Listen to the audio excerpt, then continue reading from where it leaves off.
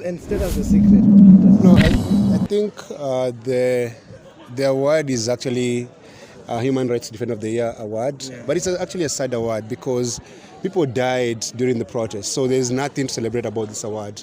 It's a mourning award. I wish I was not winning this because this can bring those people who died back. But it's actually a recognition of the work that we did during the Gen Z movement, and I appreciate the organizers. But it's unfortunate that people had to die for Zakayo to listen, then change his mind. As a country in a very bad place because the president promised to get justice for the victims. He came on record and said there will be justice, there will be truth. None of that has happened. He promised that anyone over 60 years old will not be hired. And so there's a feeling deep inside while we were fighting in vain. And that's the reason why there's a lot of anger in the country that the struggle must continue. I think there's no other president who has ever been this hated such a short time. And that hate comes from the reason that he killed people, innocent young people, and turned our national flag into a crime. That you can't wear the national flag, you can't walk around it. So it's I'm honored to win this award, but I'm also sad that people died during the protests. What do these awards mean to the revolution as we continue with them? No, the award means that the struggle continues, that what you're doing will not stop, that will only stop when you remove this government from power. Because this government you have in power is a murderous government, and they're very arrogant about it. I saw today a post online about this guy called Kimani Ichung'wah saying that they go home every day. So what's so special about going home? Everyone goes home every day. But he forgets when you send them home, they're going to go to jail for what they have done. The looting in the country, the killings in the country. Someone must be held accountable.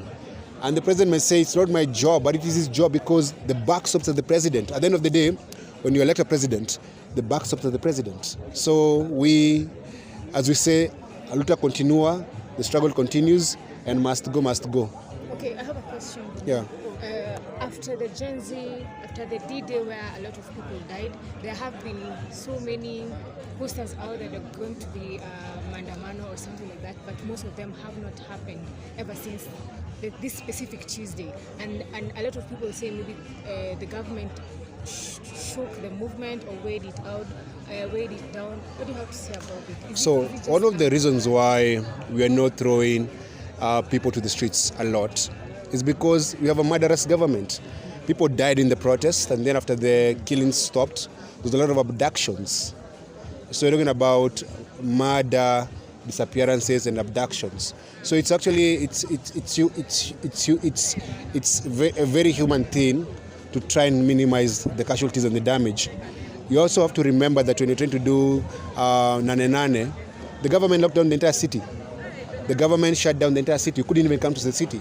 So the government has moved from killing protesters to abductions and shutting down the entire country when we say we're going to have a protest. However, we're still also organizing. So we haven't given up because the change that we're fighting for, the change that people died for, has not been won, hasn't been fulfilled. So we're still fighting.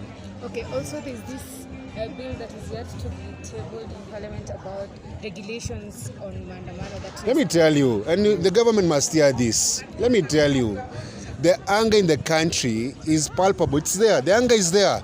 And this anger cannot be contained by bills and bribes and abductions. What they forget, if you don't let people protest, they'll go on rampage and burn this country down. So Ruto must know that because people are saying, allow us to do peaceful protests. But when you make peaceful protests impossible, people will burn down this country. They'll burn it before. They've done it before in 2007, which Ruto was involved. They're going to do it again. So those bills will pass because we'll occupy that parliament again. So you occupy the parliament once, we're going to occupy it again. And let me tell you, they need to hear this. We occupied parliament and we can occupy their homes. Yes, we'll go beyond. They're hiring goons. We are goons as well. We came from the streets. They should thank God that we choose peaceful means. But they know how to be goons. Sino wasiwa mtaa. Ruto mtakushago. Sugoi. Sino wasiwa mtaa. Tunaweza mvua. Ni nini mbaya na yeye? Congratulations. We guys are from the hood. Ambia Ruto we're from the hood. What he does, makara wanachunga Ruto wametoka pia mtaa. Sina sawa mtaa. Sisi mapunk. Ambia Ruto sisi mapunk.